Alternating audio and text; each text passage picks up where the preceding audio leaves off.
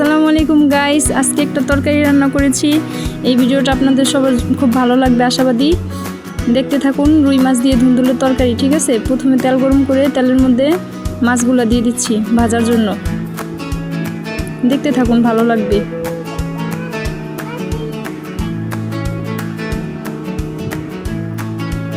এই তো আমার এক পাশ ভাজা হয়ে গেছে, এখন আমি উল্টে দিলাম।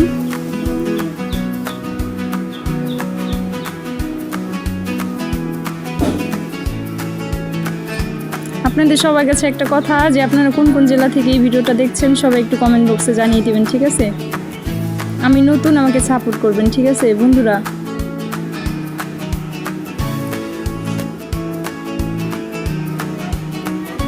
আচ্ছা, এই যে দেখতে থাকুন। আমরা কড়াইতে চুলার মধ্যে তেল দিয়ে তারপরে পেঁয়াজ দিয়ে দিয়েছি। পেঁয়াজগুলো একটু ভেজে নেব। তারপরে আমি পানি দিলাম, এখন আদা রসুন দেবো।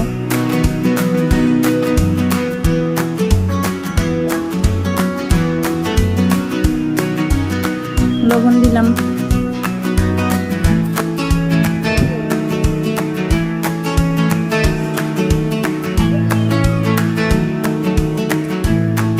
এবার আমরা মরিচের গুঁড়ো দিয়ে দিলাম।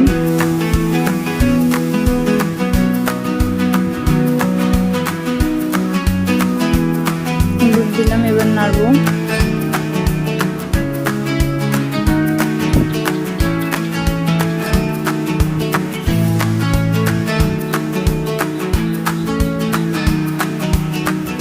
মশলাটা ভালো মতো কষিয়ে তারপর টমেটো দিয়ে দিলাম।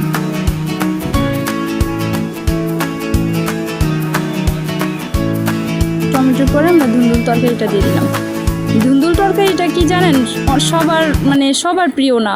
যারা নরম তরকারি পছন্দ করে তাদের খুব পছন্দ।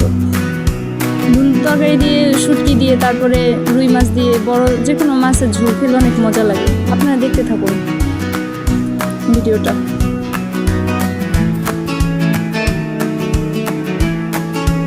এই তো আমাদের তরকারিটা কষানো হচ্ছে।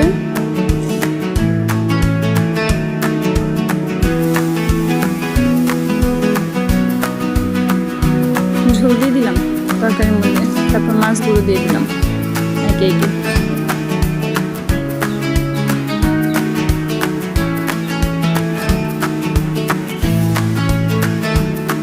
তারপরে বড় কষে হয়েছে।